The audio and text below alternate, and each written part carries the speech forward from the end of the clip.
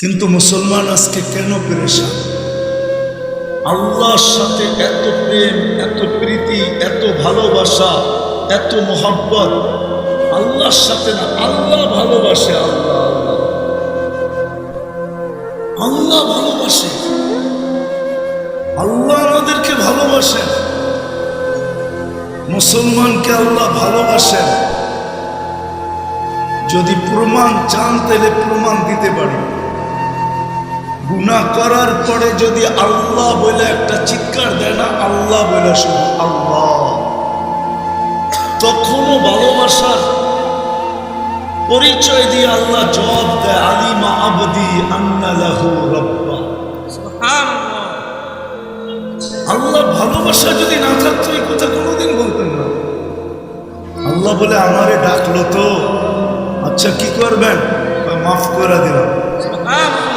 মাপ তো চায় না, শুধু আপনার নাম উচ্চারণ করছে। আল্লাহ বলতেছে চাকার না চাক, ভালোবাসার পাত্র তো, ভালোবাসার পাত্র তো।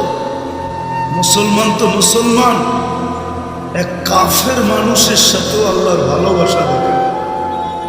আল্লাহ মানুষকে ভালোবাসে। এক কাফের মানুষের সাথে যদি আল্লাহর এত ভালোবাসা হয়, তাহলে দুটা দেখাইতেছি যদি বুঝে আসে। ইব্রাহিম আলাইহিস সালাম মেহমান ছাড়া খাইতেন না। যদিও আমাদের স্বভাব নাই, কেন আমাদের সমাজ তো এখন এরকম হয়ে গেছে, মেহমান দেখলে বিরক্তি বোধ করে। ঠিক না? ঠিক না? কি বলেন? সবাই ধারণা করে অবেলা আসলে ভালো, বেলা মতে আসলে তো আবার খাওয়াইতে হবে। ঠিক না? কিন্তু ইব্রাহিম আলাইহিস সালাম মেহমান ছাড়া খাইতেন না। তো মেহমানকে নিয়ে বসছেন খাইতে, তো জিজ্ঞাসা করছে, পরিচয় নিতে যে বাহির হয়ে আসছে অগ্নি পূজক, ও আগুনের পূজা করে। তো ইব্রাহিম আলাইহিস সালাম ভাবতে ছিল যে আমার খাওয়া, আমি খলিল, তুমি খাও তো খাও কি করে। আরে হাদিসের দিকে দেখলে ওনার ধারণা ঠিকই ছিল। আল্লাহ রসুল বলছে লা ইয়াকুল তুআমুকা ইল্লা তাকি, তোমার খাওয়া যেন কোনো মুত্তাকি পরহেজগার ছাড়া না খায়। তো উনি উঠে দিছে, চল ভাই তোকে খাওয়াবো না। হয়তো একটু সামান্য দূরেই গেছেন, আল্লাহ পিছর থেকে ওহী পাঠাইছে, খলিল 250 বৎসর 3 বেলা খাওয়াইতেছি, এক বেলা খাওয়াইলেন না, উঠায় দিলেন।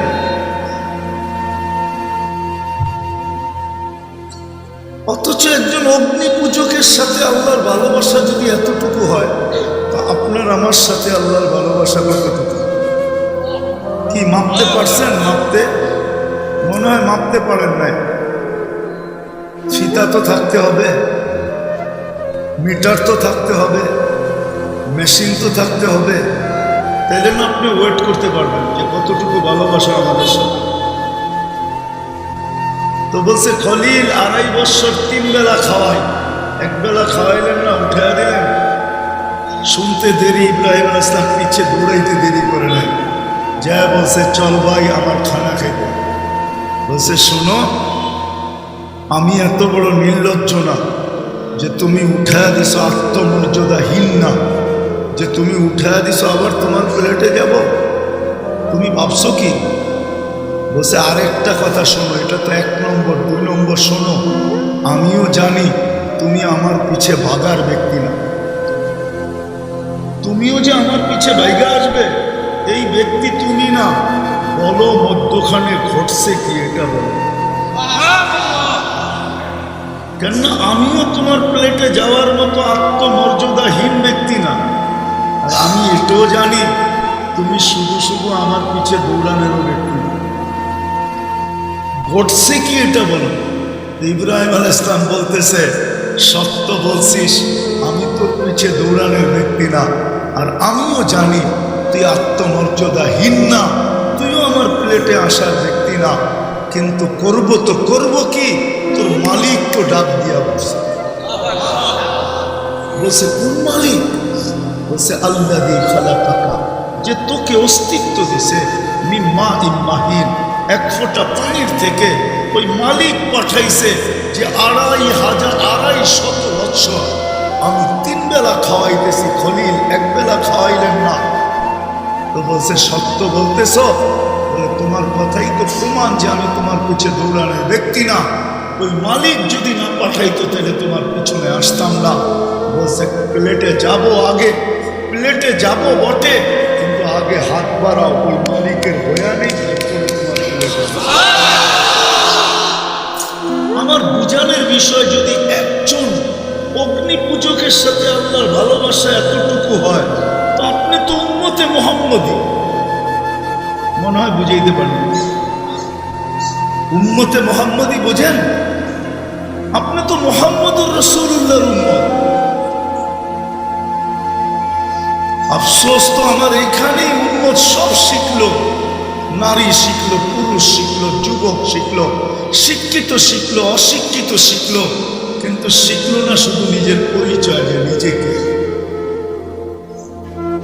কার উম্মত এটা শিখলো? কোন নবীর উম্মত এটা শিখলো? বিদায় দাম কি এটা জানলো?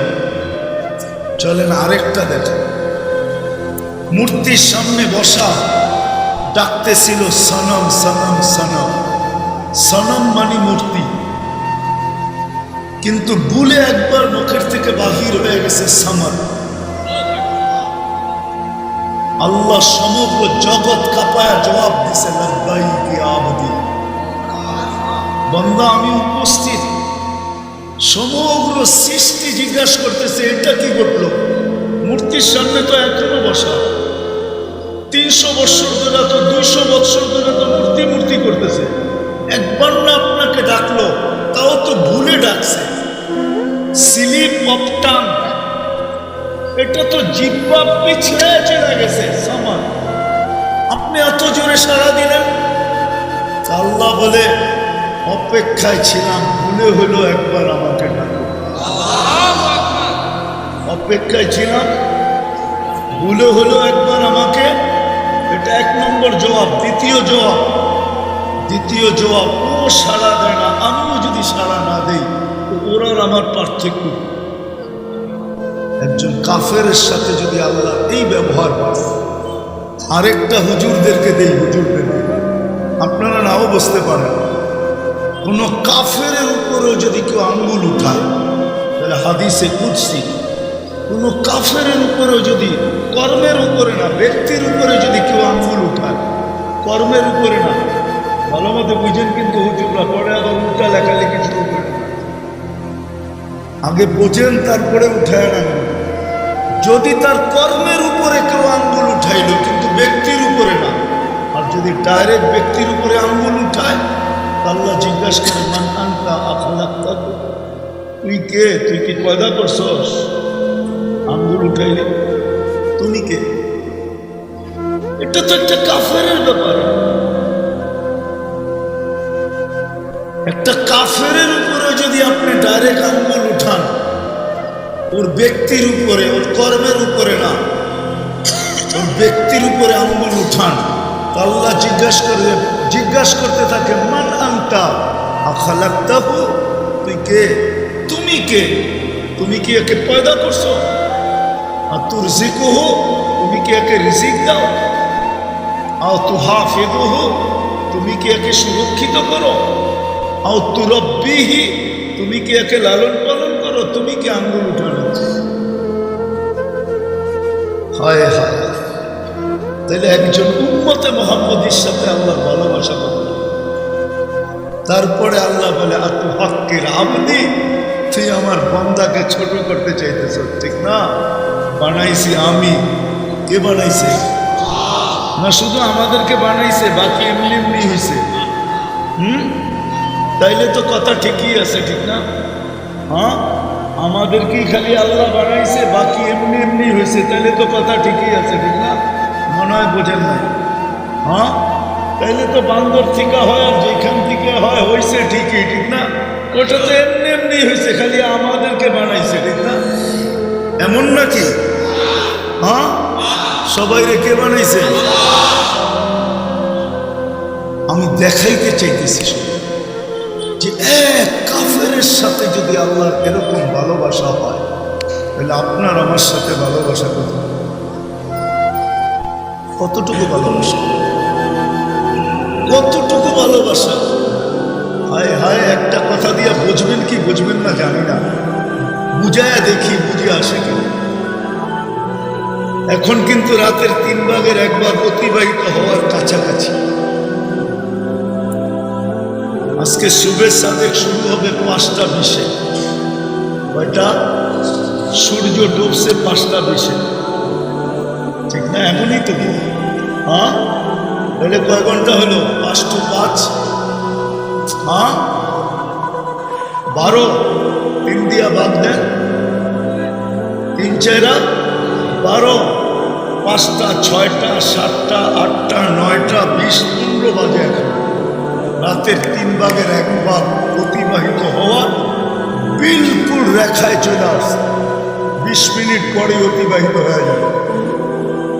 আল্লাহ সারাদিন হাত প্রসারিত করে থাকে, হাত্তা ইয়াতুবা ইয়াবসুতু ইয়াদাহু লাইলান ইয়াবসুতু ইয়াদাহু নাহারান হাত্তা ইয়াতুবা মাসিআল লাইল। সারাদিন হাত প্রসারিত করে রাখে যেন কোনো নাফরমান আল্লাহর কাছে আইসা তওবা করে।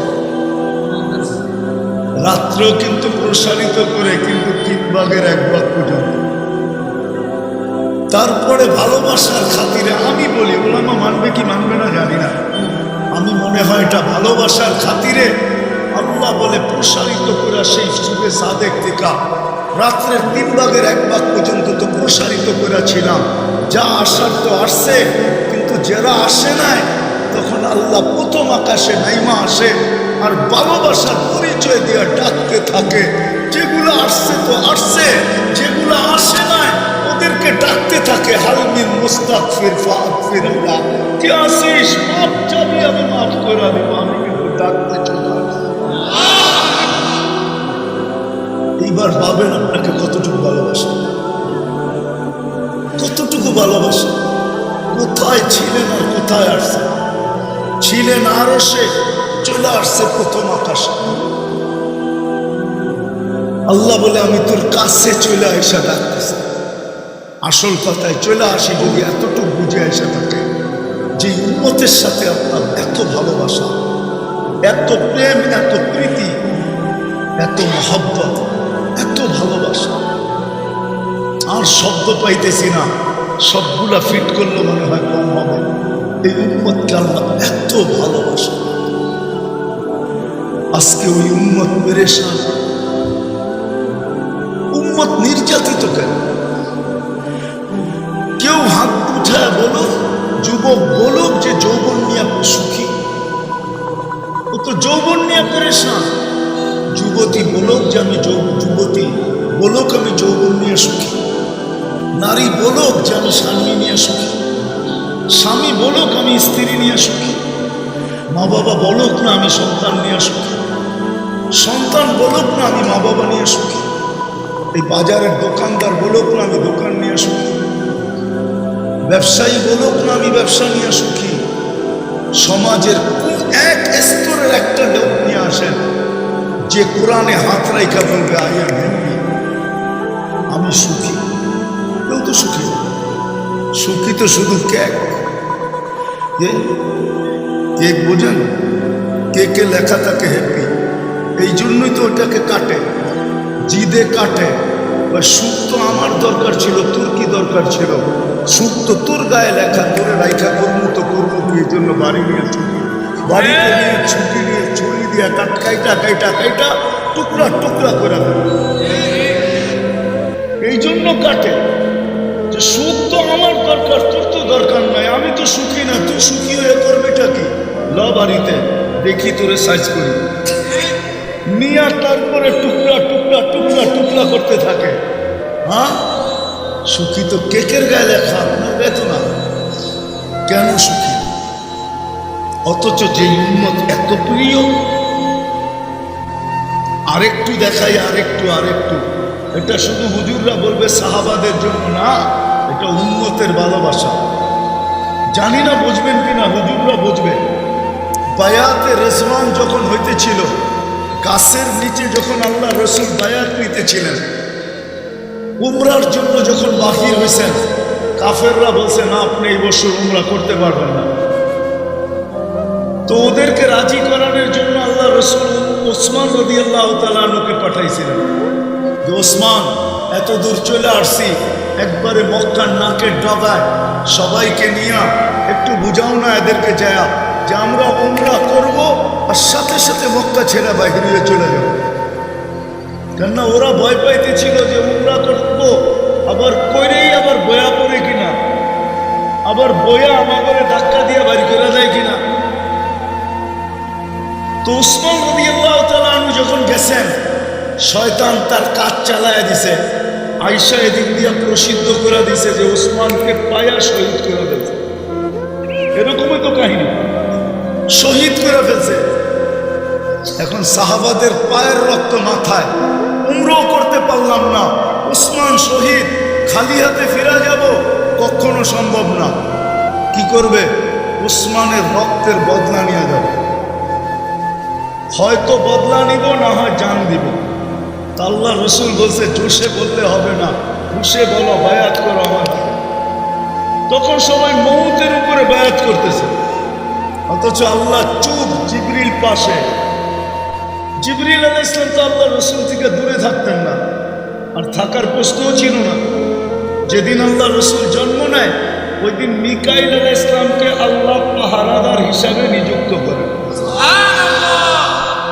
যেদিন আল্লাহ রসুলের প্রাপ্তবয়স্ক হন, ওদিন জিবরিল আলাইহিস সালামকে আল্লাহ অ্যাড করেন। এই দুইজন ছিলেন আল্লাহ রসুলের বডিগার্ড।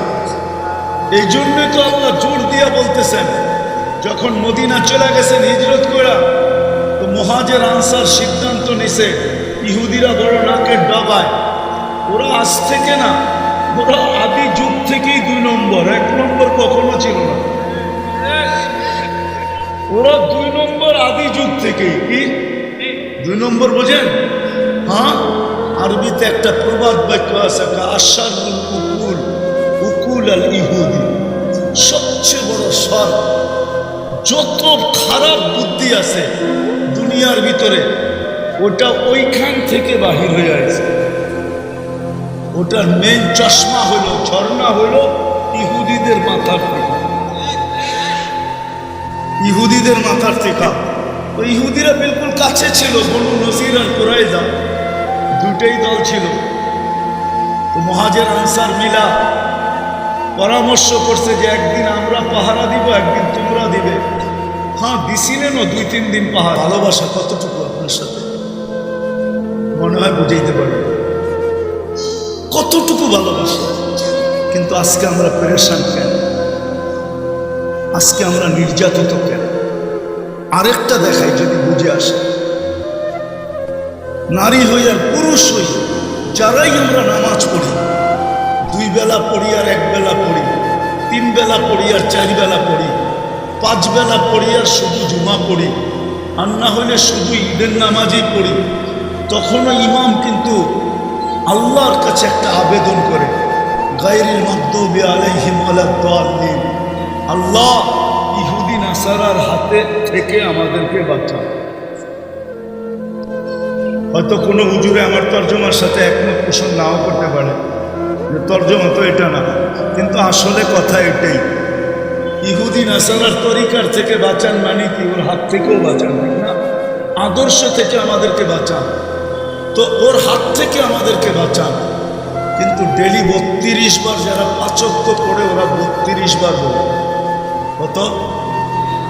কেননা 5 ওয়াক্ত নামাজ যারা পড়ে, তারা ডেলি কমসে কম 32 রাকাত পড়ে।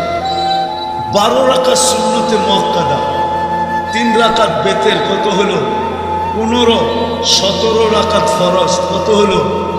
32 রাকাত।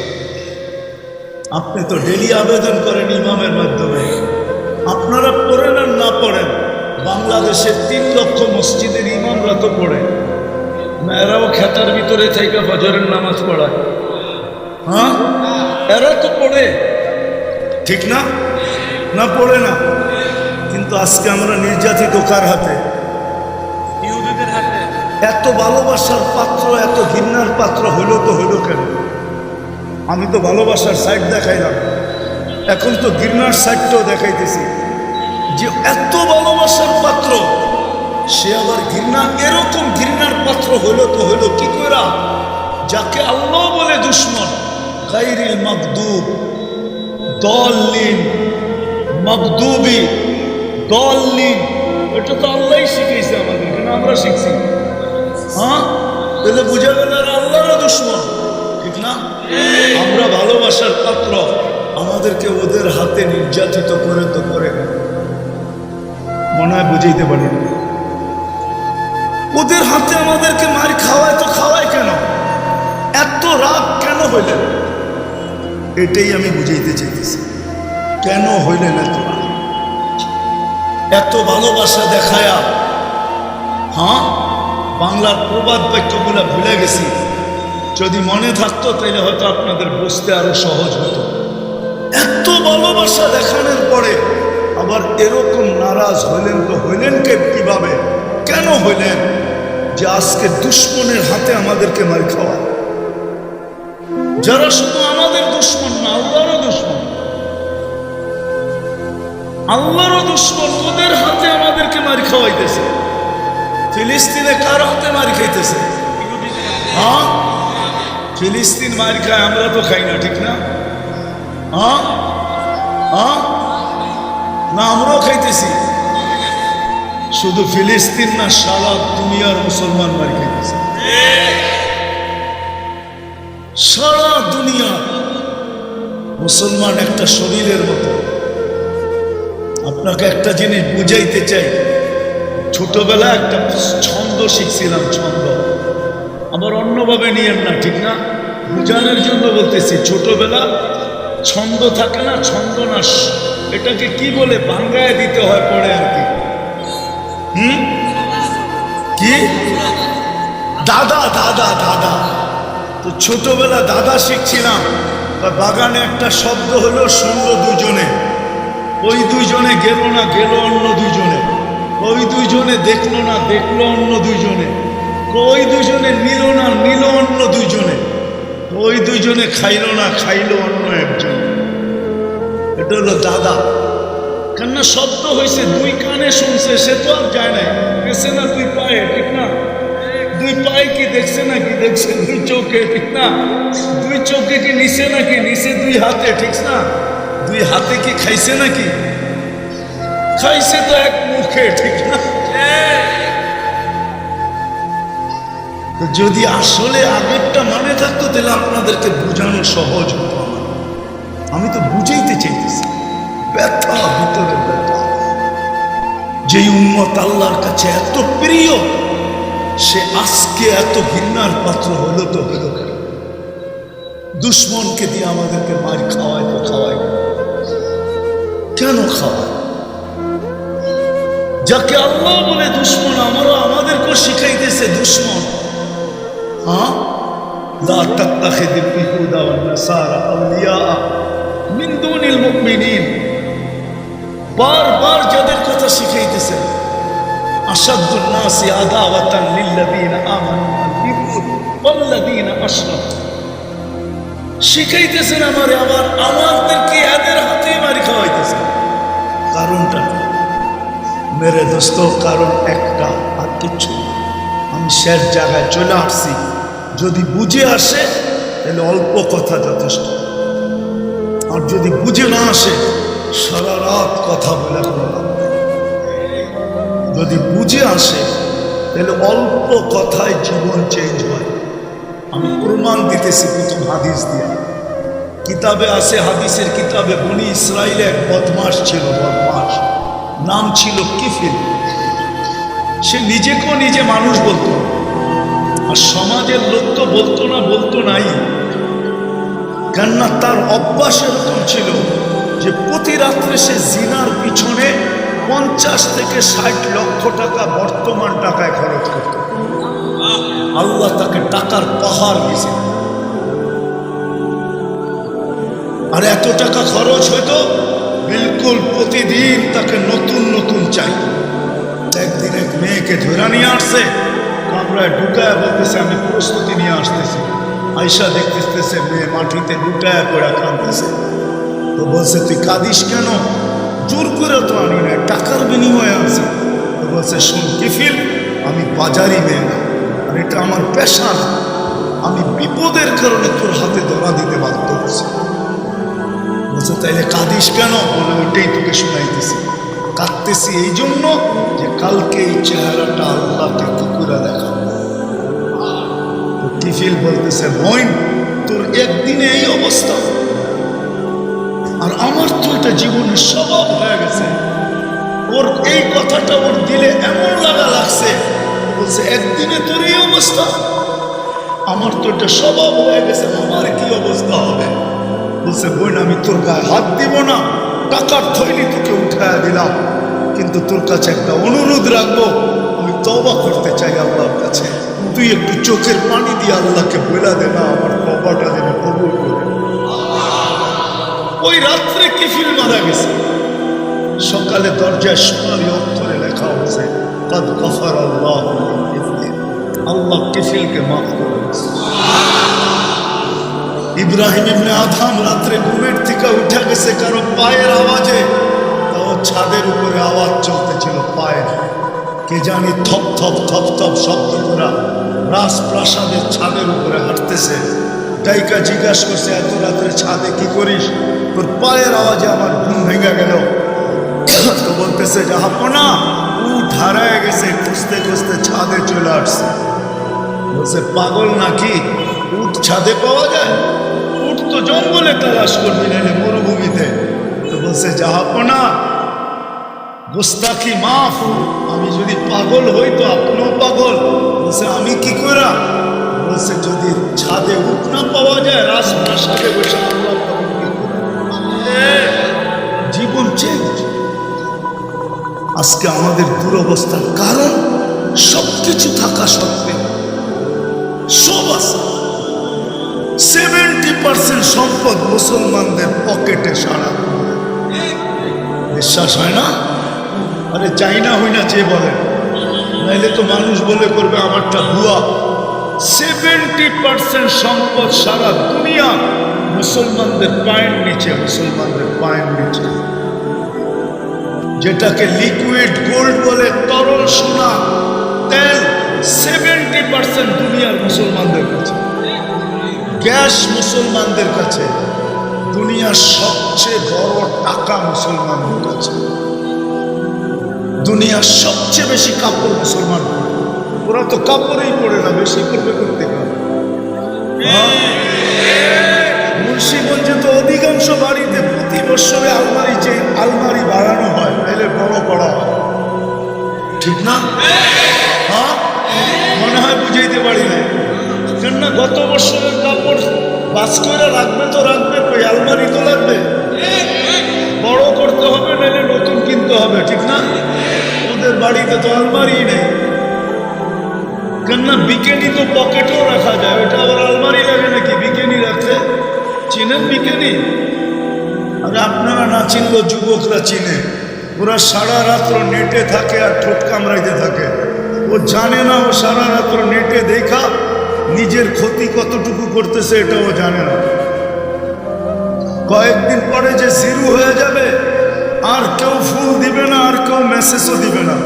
কেননা আজকে যদিও ফুল দিতে চায়, যৌবন দিতে চায়, যেই হারে বাড়িগুলাতে লাগতেছে ওয়াইফাই, আর সারা রাত্র নেটে দেখতে থাকে, কয়েকদিন পরে যৌবন এমনি শেষ হয়ে যাবে।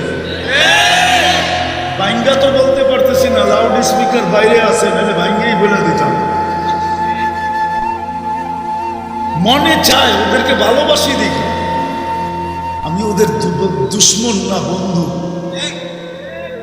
নাইলে তো খুলে বলে দিতাম। যুবক তো জানে না, ও যে সারা রাত্র দেখতেছে আর ঠোঁট কামড়াইতেছে, কোথায় যে এফেক্ট হইতেছে ও তো জানে না। ওর যৌবন কি হইতেছে ও জানে না। মিটার লাগানো থাকলেও দেখতে পারতো যে কতটুক ডেলি কমতেছে। মিটার তো নাই, মেশিন তো নাই। তো যেটা বুঝাইতেছিলাম মেরে দোস্ত, কোত্থেকে জানি কই হারায় গেলাম। ওই উম্মত আজকে এত সবচেয়ে বেশি কাপড় মুসলমান। সবচেয়ে বেশি প্রসাধনী মুসলমান ব্যবহার করে। দুনিয়ার সবচেয়ে বেশি ব্র্যান্ড মুসলমান ব্যবহার করে। বিশ্বাস হয় না? আমাদের দেশে নেটে সার্চ দিলে পাবেন একজনের জুতা বলে 20 লাখ টাকা। মাথায় দেয় না পায়ে দেয়? কই দেয়? হ্যাঁ, নাম বললাম না, জুতা বলে 20 লাখ টাকা দাম। নেটে সার্চ দিলে পাবেন আপনি কার জুতা 20 লাখ টাকা। বাংলাদেশের লোক পাবেন 2 লাখ 1.5 লাখ টাকা টি শার্টের।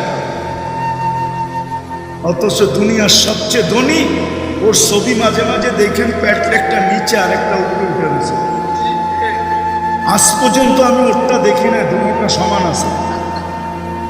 মনে হয় নাম চিনেন না?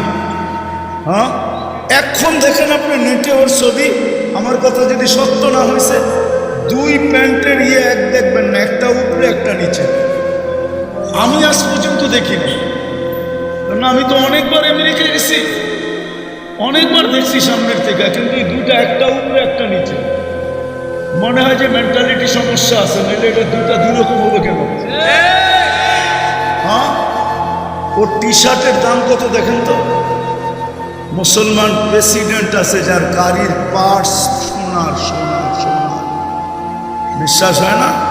ব্রুনাইয়ের প্রেসিডেন্টের গাড়ির পার্টস স্বর্ণ দিয়ে বানানো। মুসলমান আজকে নির্যাতিত কেন, পেরেশান কেন? সবই তো আছে। মুন্সিগঞ্জে কার ঘরে কিনা আছে? কোন জিনিসটা না আছে বলেন? মা বোনরা বলো, কার ঘরে কিনা আছে? প্রত্যেকটা গর্ত ছোটখাটো একটা কসমেটিক্সের দোকান। কি এরকম না? হ্যাঁ, প্রবাস থেকে কিছু আনুক আর না আনুক, কসমেটিক্সের ফরমায়েশ তো পুরা করতে হবে সবার আগে, ঠিক না? আমরা তো যাই দেখি, তো প্রবাসীরা তো বলে বাজার আগে কি করো, হুজুর কোয়েন না। তারপরে সব নিজে নিজেই কয়া দেয় কি আগে করতে হবে, পুরা লিস্টই দেখায় দেয়। এই যে দেখেন হুজুর পাঠায় দিছে। দুঃখের কথা তো আমাদেরকে কয়, বাড়িওয়ালাদেরকে কয় না। হয়তো হইতে পারে লাগেজটা রাইকা আবার এয়ারপোর্ট থেকে ফেরত পাঠায় দেবো, যা তুই, তোর দরকার নাই, আমার লাগেজ দরকার আয়া পড়ছে বাংলাদেশে, তুই যা। আবার লয়া আবার পাঠায় দেবো। আমাকে তো দরকার শুধু পাত্তি আর প্রসাদনী, তোকে তো পাঠাইছি এই জন্য। রাগ হয় না, পায়ে হাত রাখি, বড় কান্না দেখি আমি প্রবাসীদের পাশের থেকে বসা বসা। সারা জীবন ঘুরতেছিলাম, তো এখনো তো ঘুরতে থাকি। হাজারো না লাখো প্রবাসীর ব্যথা আমার এখানে আছে। তো যেটা বুঝাইতেছিলাম কিনা আছে ঘরের ভিতরে, কিন্তু সুখ কোথায়? আজকে আমরা নির্যাতিত কেন? শুধু কারণ একটা, আর বেশি কিছু না। আমিও শেষ জায়গায় চলে আসছি, আর কারণ কিচ্ছু না। আমি আল্লাহটা বলবো না যে আমরা আল্লাহর ইজ্জত রাখি না, এটা আমি বলবো না। এটা এই জন্য বলবো না, কেননা আল্লাহও যেন কোনো এক প্রশ্নের উত্তরে মনে হয় ওলামা এক হবে কি হবে না জানি না, আল্লাহ মনে হয় নিজের দাবি ফিরে আনিছেন। প্রথমে দাবি এটাই ছিল, আতিউল্লাহ, আল্লাহর ইজ্জত রাখো। কিন্তু প্রশ্ন উঠা গেছে, আপনাকে তো আল্লাহকে মানো। প্রশ্ন উঠা গেছে, আপনাকে তো চোখে দেখা যায় না, আপনার কথা তো কানে শোনা যায় না, আপনাকে তো ধ্যান ধারণায় আনা যায় না, আপনাকে তো বর্ণনা দিয়ে শেষ করা যায় না।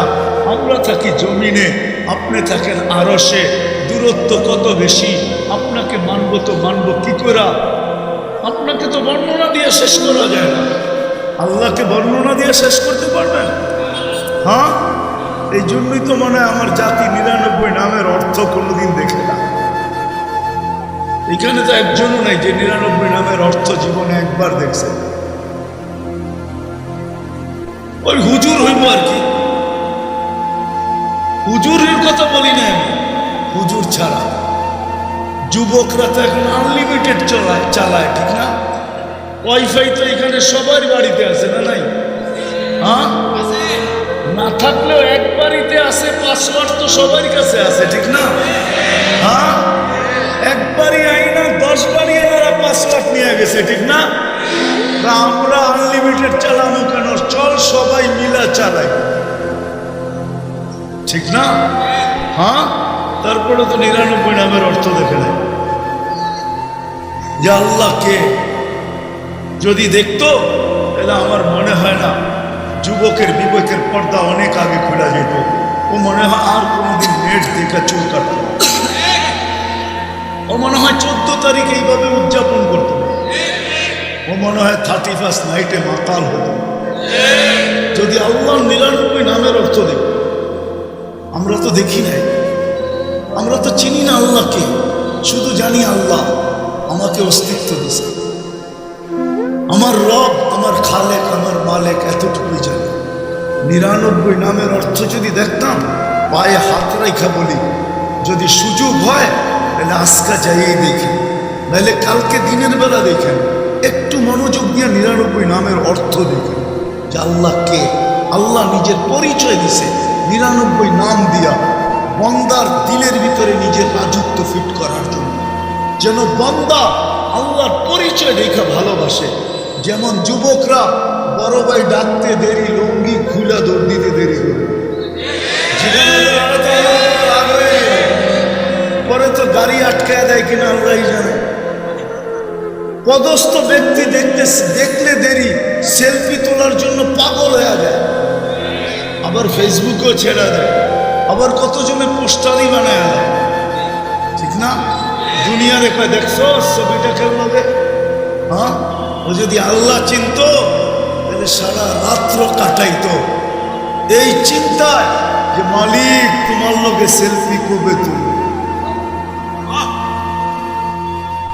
আবার হুজুররা কয় আল্লাহর লোকে সেলফি তোলা যায় নাকি? হ্যাঁ, আরে সেলফি কেন, আরো কিছু যাবে, একদিন তো আসবে আল্লাহ নিজের হাতে পান করায় দিবে। প্রতি শুক্রবারে আল্লাহ এই উম্মতকে নিজের কুদরতি হাত দিয়া পান করায় দিবে। প্রতি শুক্রবারে আল্লাহ এই উম্মতকে দাওয়াত খাওয়াবে, দাওয়াত। চিরদিন যখনই শুক্রবার আসবে সকালবেলা জান্নাতে স্লোগান চলবে, আর রহিম ইলা দাইফির রহমান, চলো আল্লাহর দাওয়াত, চলো আল্লাহর দাওয়াত, চলো আল্লাহর দাওয়াত। যেরকম শুক্রবারে কয় চলো জুমার জন্য, সত্যি শুক্রবারে জান্নাতে আওয়াজ হবে চলো আল্লাহর দাওয়াত।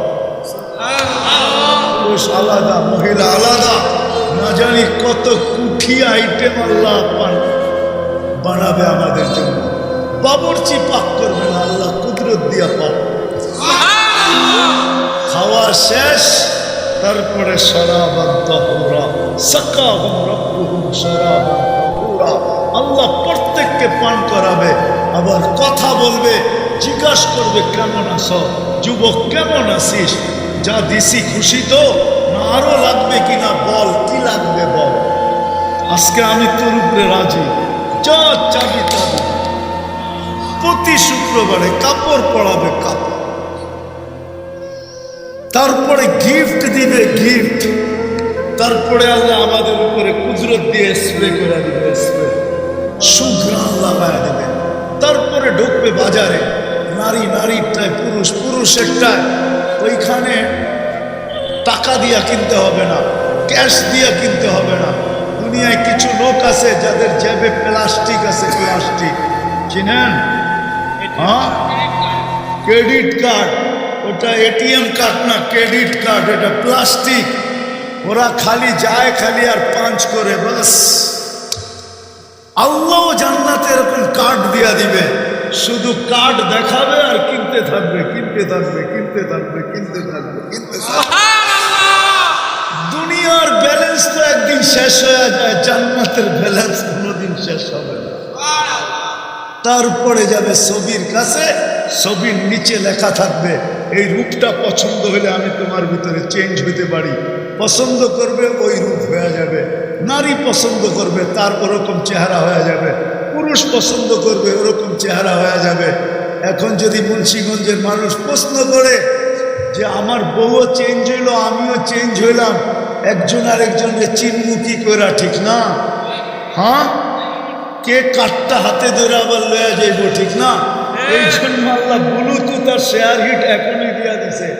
ওদিকে চেঞ্জ হবে, ছবি আমার কাছে চলে আসবে, আমি চেঞ্জ হব, ছবি ওনার কাছে চলে যাবে। বাহির হইয়া দুইজনে দুইজনের হাত ধইরা জান্নাতে চলে যাবে।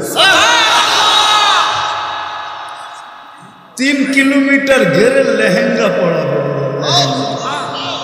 হায় হায়, আমার মা বোনরা যদি জানতো জান্নাতে কি রাখা আছে, আমার মনে হয় না কোনো মা বোন দুনিয়াতে কোনো জিনিসের চাহিদা রাখে। বলতো এই জিনিস দিয়ে করবোটা কি, 60-70 বছর তো, তারপরে তো জান্নাতে মিলবে, এটা দিয়ে কি করবো, পচা সচা জিনিস। মনে হয় না কোনো জিনিসের চাহিদা রাখে, মনে হয় না স্বামী না দেওয়ার কারণে কোনো জিনিসের অভিযোগ করত। মনে হয় স্লোগান এটাই দিত, আজাদ না, সাকার না, নামনা জি সবর না। পাবো তো শুক্রিয়া আদায় করব, না পাবো তো সবর করব।